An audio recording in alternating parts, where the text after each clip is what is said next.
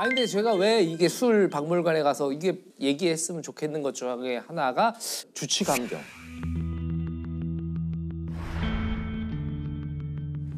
범죄자가 범죄를 저질렀는데 이제 술을 먹어서 심신미약 상태에 있으면 이제 범죄 요건이라는 게 구성 요건, 그다음에 위법성, 책임 이 세 가지가 다 충족이 돼야 되거든요. 여기서 이제 책임이 너무 어리거나 14살 미만이면 책임 무능력자고 책임 중에 하나가 그 심신 상실이나 심신 미약이 있는 거예요. 진짜 제정신이 아니었던 거. 예, 그 당시에. 술을 먹었다고 해서 심신 미약을 인정할 수 있는 거거든요.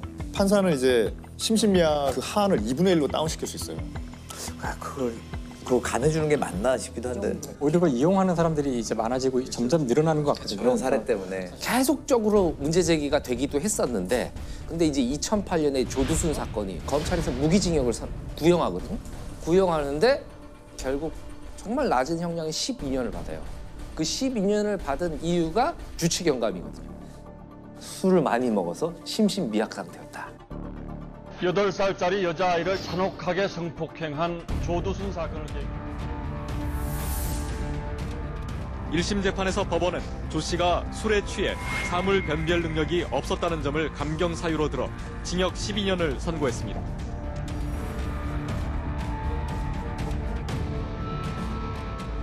법무부 차량을 타고 서울 남부교도소를 나온 조두순이 경기도 안산 준법지원센터에 도착합니다. 진심으로 뉘우치고 계시나요? 이 심신미약, 술 때문에 벌어진 심신미약을 악용한 대표적인 게 조두순 법조항에 따라서 아마 감경을 한 걸 거예요. 심신미약자는 감경한다. 2018년도에 법 개정이 됐는데 감경할 수 있다. 그러니까요. 네, 감경할 수도 있고 안 해도 되고. 근데 오히려 사실 강력범죄도 그렇지만 최근에 이슈가 되는 것들이 성추행 범죄 같은 거 있잖아요. 그때 이제 많은 문제가 생기는 것 같아서. 아니 그래서 법 개정이 됐더라고요. 성폭력 범죄는 감형을 할 수 없게 법 개정이 됐더라고. 이게 조두순 사건 때문에 그 여파가 미친 거고.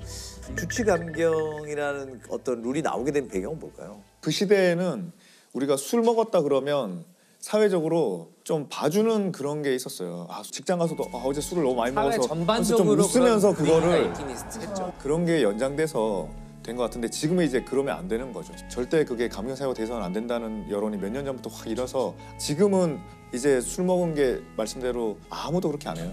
근데 아무도 이렇게 안 하는데 법무부가 지금 강력범한테 발찌를 채우잖아요. 전자 발찌를.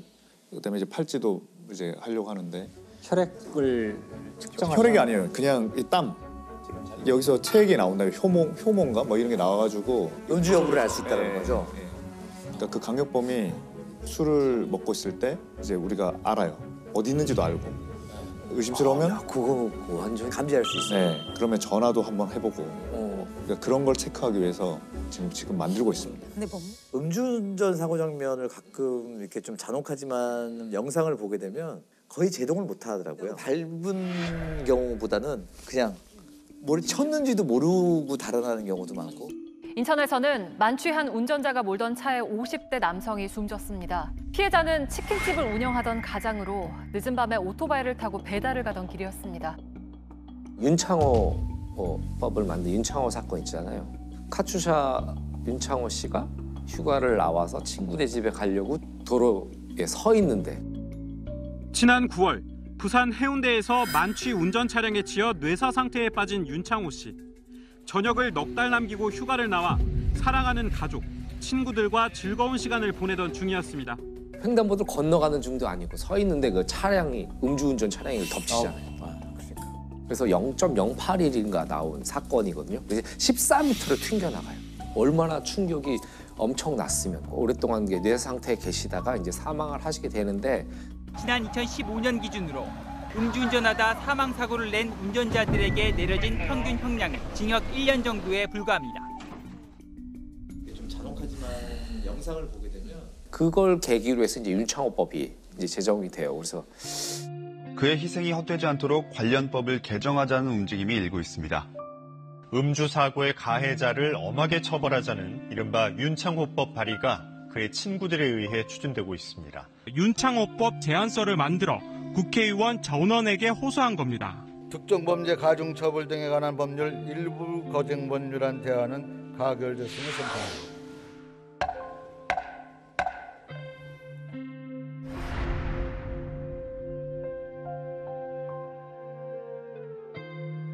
그 좀 다른 관점인데 이건 자동차 회사들한테 요즘 기술로 할 수 있을 것 같아요. 아, 음주하면은 바로. 아니 그러니까 딱 좌석에 앉으면 시동 안 걸리게 좀 하는 기술이 그렇게 어려울까? 속이겠죠. 그걸 이제 뭔가 그거 씌우거나 이제. 그치, 또 그러면 또 어디 기술로 인터넷에서 하는 팔 거는 거야. 쉽지 이걸 쓰면 술 냄새가 안 나서. 아 왜냐면 되게 권장할 만한 기술이잖아요. 아니 그 센서를 어떻게 사실 자동차라는 그 기계가 좀 이상한 기계긴 해요. 인간의 속도 감각이 아니거든요. 사람들의 많은 착각이 아무리 우리가 빠르게 뛰어봐야 시속 뭐 10에서 20까지 뛸 수 있을까? 근데 자동차는 쉽게 이제 80, 100이 나오니까 아무리 차를 많이 몰았다고 해도 그 달리는 속도감을 인간이 완벽하게 자기 몸과 일체해서 느끼기는 어려워요. 그래서 거기 약간만 이 정신이 흔들리거나 그러면 자동차가 과연 우리에게 물론 편리를 주는 도구이기도 하지만 사실 지금 우리가 가장 많은 사람이 죽는 이유가 병 빼고요. 거의 자동차거든요. 사실 어떤 면에서 우리가 자동차를 유지하려고 많은 희생을 치르고 있다고 볼 수도 있고. 그렇죠. 공해도 있잖아요. 그런 심지어. 수많은 것들이 지금 기후 위기도 다 여기서 상당 부분 오고 있고 그러기 때문에 물론 이런 얘기하면 사람들이 차 없이 어떻게 살아 그러지만 이렇게까지 많은 사람이 차를 다 몰고 하는 것이 반드시 옳지만은 않을 수 있다는 걸 한번 생각해 보는 것도. 아니 그래서 오늘부터 이제 교수님은 오늘부터 실천을 해서 공항까지 걸어가신다고 아까 저한테 말씀하시더라고요. 그래서 수영하고 다시 내려서. 근데 자동차가 근데 들어와야 했던 그 초창기의 이유는 자동차가 청정한 운송기관이라 그래요. 네? 우리가 믿기 어려운 얘기지만 자동차가 들어오기 전에 교통수단은 말이었거든요. 말똥. 말 몇 마리만 있어도 말똥 천지가 돼요. 여러분 생각해보세요. 서울 시내에 말이 한 100만 마리 있다고 해보세요. 말똥도 문제지만 말이 이제 하루에 몇백 마리씩 죽는데 늙어 죽는 거죠. 일단 뉴욕만 해도 도시 여기저기 죽은 말들의 시체가 많고 그래서 아이들이 흔한 장난감이 말 눈 뽑아 놀고 뭐 그래서 말이야말로 도시 오염의 주범이었고 그래서 자동차가 나왔을 때 우리 자동차는 청정이다. 청정해놓 이건 정말 청정 운송 생각도 이래 근데 딱 100년 지나서 지금은 자동차야말로 도시의 가장 공의 주범이잖아요. 조선시대 조선시대까지 또 이제 가마이까지 마차나 말로 사고가 그렇게 많이 났대요. 이제 그거를 상해죄로 처벌했다는 거예요. 근데 우리는 지금 업무상 과실범이잖아요. 그때 상해죄는 고의범이잖아요. 그러니까 교통사고에 대한 컨셉이 있는 거예요. 이게 고의범과는 똑같이 처벌할 수 없다. 이렇게 그런 굉장히 정교하게 법이 돼 있어요. 종이를 한 장 예, 주시는데 술도 그리실 거구나. 알코올. 안에 첫 방울 보니까. 네. 그 필로폰 화학식이 아주 술을 그려주세요. 먹히더만요. 술은 이게 에틸알코올이거든요. 에틸알코올의 원자 구조가 되게 특이해요. 탄소가 2개가 있고 탄소 2개. 탄소마다 수소들이 언제나 붙어 있거든요. 네. 수소가 붙어 있고요. 산소고요. 산소는 O라고 쓰죠. 왜냐면 여기에 이제 비공유 전자쌍이라는 게 있거든요. 이거 이게 술이에요? 개처럼 보이지 않으세요? 이게 에틸알코올. 술 먹으면 개가 그래서 된다. 술 먹으면 개가 돼요. 멍. 쓰다듬어줘. 네. 쓰다듬어줘. 네, 박사님 이게 약간 개그를 할 때 톤을 좀 높여주세요. 멍 이렇게 하니까 안 웃기잖아요. 네? 멍.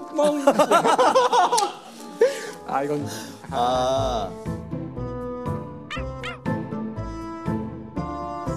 날씨가 좋아서 쭉 제주도 자연을 보면서 왔는데요. 지금도 여기 보면 참 좋잖아요. 네, 너무 좋아요. 너무 좋아요. 그런 거를 이제 보면서 저는 떠오른 그 책이 있었어요. 서점에서. 사실 아마 많은 분들이 알고 계실 책이에요. 침묵의 봄. 침묵의 봄.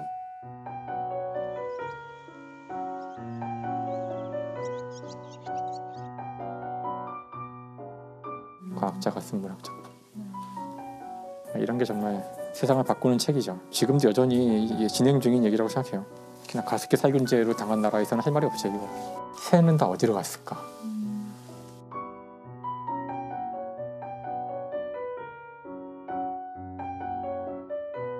원래 봄은 침묵이 아니잖아요. 그렇죠. 봄은 되게 다이나믹해야 되는데 이 아름다운 느낌보다는 뭔가 좀 불길한 느낌이. 네. 이 책에 나오는 이 침묵의 봄은 바로 인간이 그 살충제와 같은 화학 약품을 대량으로 뿌리는 바람에 새와 다른 벌과 이런 나비와 이런 것들이 다 죽어서 조용해진 봄을 나타내는 거예요. 사실 이 당시만 해도 인간이 만들어낸 그런 화학 물질들 이런 거는 정말 위대한 인간의 미래를 보여주는 그런 것들이었고요. 농업에서는 가장 큰 적이 이런 각종 병충해들인데 그것들은 과학기술의 힘으로 다 죽일 수 있는 거예요. 그래서 이제 DDT라는 이제 화학 약품이 있죠. 뿌리기도 하고. 뿌리면 다 죽어요, 벌레들이. 근데 원래 이 DDT라는 이 화학 물질은 개발된 거는 19세기, 그러니까 1870년대예요, 놀랍게도.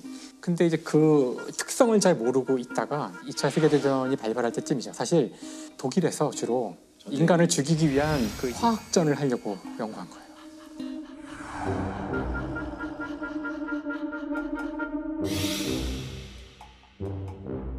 그래서 이 DDT라는 물질이 39년에 놀랍게도 살충 효과가 있다는 사실을 알게 되고요. 그 효과가 너무나 좋았기 때문에 정말 대규모로 이게 쓰여요. 그거를 우리 어린이들한테 계속 뿌렸어요. 하얀 가루를 뿌리잖아요. 이 때문에 그렇죠. 이 이를 죽이기 위해서 사람 몸에 뿌리고 몸에 진짜 안 좋은 건데. 웃으면서 뿌리고 그랬었죠. 살충제 DDT 7,000g을 전국에 배정해서 거리에 살포 소독하고 여름철에 전염병 예방을 위해서 큰 역할을 할 것이 기대되고 있습니다.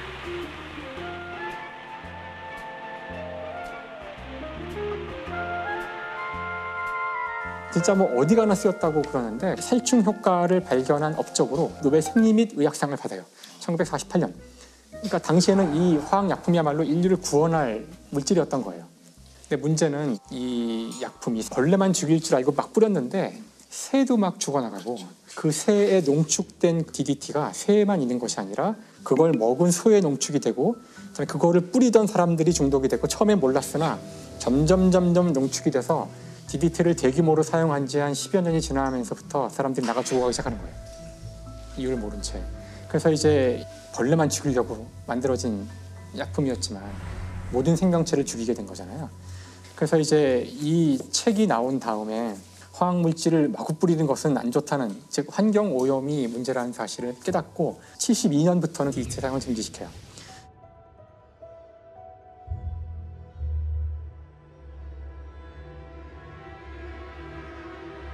근데 이걸 보면서 이제 우리에게 가장 가까이 있었던 좀 이거보다 더 어처구니 없는 범죄가 있었는데 바로 가습기 살균제죠. 가습기 살균제로 인한 폐질환으로 어린이와 임신부 등 120여 명이 목숨을 잃었습니다. 전국의 병원에서 원인 불명의 특발성 간질성 폐렴으로 472명이 숨진 것으로 집계됐습니다. 가습기 살균제는 균을 죽이기 위해서 만들어진 화학약품이에요. 가습기라는 게 이제 물이 있는 거라 금방 거기가 세균에 감염되기가 쉬워서 원래는 자주 닦아야 되는데 이거를 가습기 물에 타면 닦지 않아도 세균이 생기지 않기 때문에 그냥 쓰시면 된다는 거예요. 그게 소독 효과가 있을 거야. 그렇죠. 사실 어떻게 들으면 되게 혹하는 이야기고 옛날에 그 정부에서도 공무원들 방에 그 많이 썼대요. 관리가 깔끔하게 되는. 썼던 것 같아. 저도 썼어요. 기억이 나요. 지금 생각하면 정말 바보 멍청이야 나도. 그러니까 살균제인데 여기에 들어간 약품들이 어디에 쓰이는 거냐면은 정화조를 닦는 데 쓰이는 약품이에요. 락스 이런 거. 약품들이에요. 그러니까 이거를 여기 이 가습기에 넣는다는 게 말이 안 되는 건데 아직 굉장히 종류도 한 뭐 수십 가지가 되고요. 이제 그 대표적인 게 에서 만들어졌던 거였죠. 그게 가장 많은 희생자를 냈던 건데요. 근데 이게 문제는 이제 94년부터 쓰이기 시작해서 1년이 채 지나기 전에 사람이 죽어요. 근데 이유를 모르죠. 처음에 이유를 몰라요. 이유를. 주로 이제 유아들이 죽어요. 그래서 2006년쯤에 이제 그 아산병원의 한 의사분이 아이들이 자꾸 죽는데 폐가 이게 섬유화된다 그랬어요. 폐가 굳어서 죽어요. 세균도 없고 바이러스도 없고 유전도 없고 뭐 요인을 몰라요. 근데 너무나 많이 이제 죽으니까 그 자기가 아는 소아과 의사들한테 메일을 쫙 뿌렸대요. 50개를.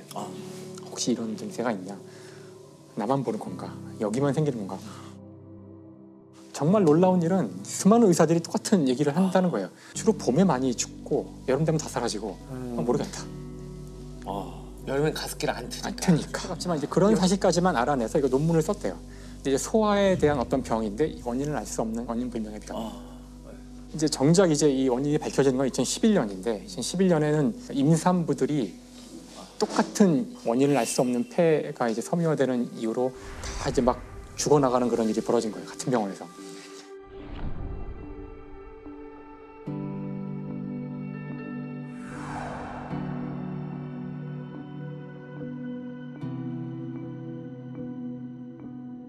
이건 도저히 안 되겠다 이거는. 질병관리본부에 이제 역학조사를 의뢰해요. 2011년이에요. 시판되기 시작한 게 94년. 그러니까 무려 17년간 이제 이게 방치된 거죠. 그래서 일단 그 의뢰가 들어가자 몇 개월 만에 딱 답이 나와요. 가습기 살균제. 그래서 정말 수많은 사실 이제 부모들 가습기를 그렇죠.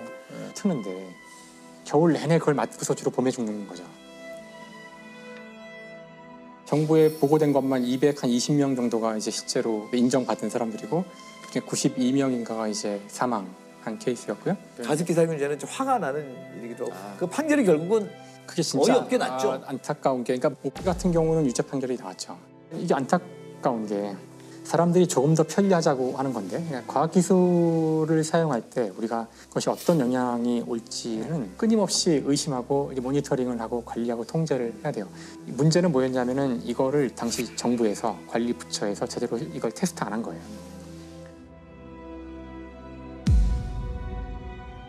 그 기업에서도 이거는 합법적인 정부의 승인을 받은 거라는 식으로 이제 문제가 이제 되는데요. 또 시간이 많이 지났고요. 그래서 이제 지금 그 증거들을 갖고 있기가 쉽지 않고 이거와 이 원인과 결과 사이에 아무것도 없어야 이제 입증이 쉬운데 그 시간과 공간이 굉장히 길다 보니까 여러 가지 조건들이 막 간섭하잖아요. 그러니까 형사 책임 묻기는 정말 어렵죠. 가습기 살균제 피해자가 67만 명에 이를 거란 예상입니다. 숨진 사람이 14,000명으로 추산된다는. 하지만 사망자 가운데 정부의 인정을 받은 피해자는 10% 정도에 불과합니다. 근데 이게 한 회사가 아니었거든요. 그 올해 초에 이제 판결이 나와서 좀 많은 사람들이 공분했던 게 또 다른 회사들이거든요. 그 회사 제품 때문에 피해를 받은 사람들이 소송 걸었던 것들인데 이건 또 이제 1심에서 무죄가 나왔는데 이것도 되게 논란이 많았던 거예요. 옵기에 이어서 두 번째로 많은 가습기 살균제 피해자가 발생한 제품이죠. 이 제품을 썼다가 피해를 봤다고 신고한 이들은 모두 835명, 이 중 12명이 숨졌습니다. 피해자 측 증인으로 참여했던 전문가들은 업체 측에 대해 무죄 판결을 내린 재판부를 정면으로 비판했습니다. 이게 그 과학자들한테 결국은 자문을 맡겨서 보고서를 제출했는데 과학자들이 쓰는 문장이 명확하게 뭐 관계가 있다 없다 이렇게 쓰지 않잖아요. 판결문처럼 쓸 수는 없으니까. 아주 전형적인 과학자들의 어떤 문장들을 쓴 것 같은데 이제 문장을 관계가 없음으로 해석을 한 거고요. 근데 그 결과를 놓고 이제 많은 사람들이 공분을 하는 상황에서 정작 그 조사를 했던 과학자들은 자신의 의도는 그게 아니었다. 관계가 있다는 뜻인데 뭐 그런 또 논란이 있었어요. 책임을 물으려면 고도의 개연성이 있어야 되고 형사는 진짜 다른 가능성이 없을 정도로 확실하게.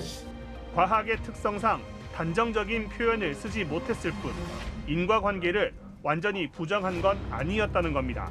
TMIT에 흡입 노출된 쥐의 상부호흡기에서 염증과 변성이 발견되었습니다. 해석은 편향되었다고 보았습니다.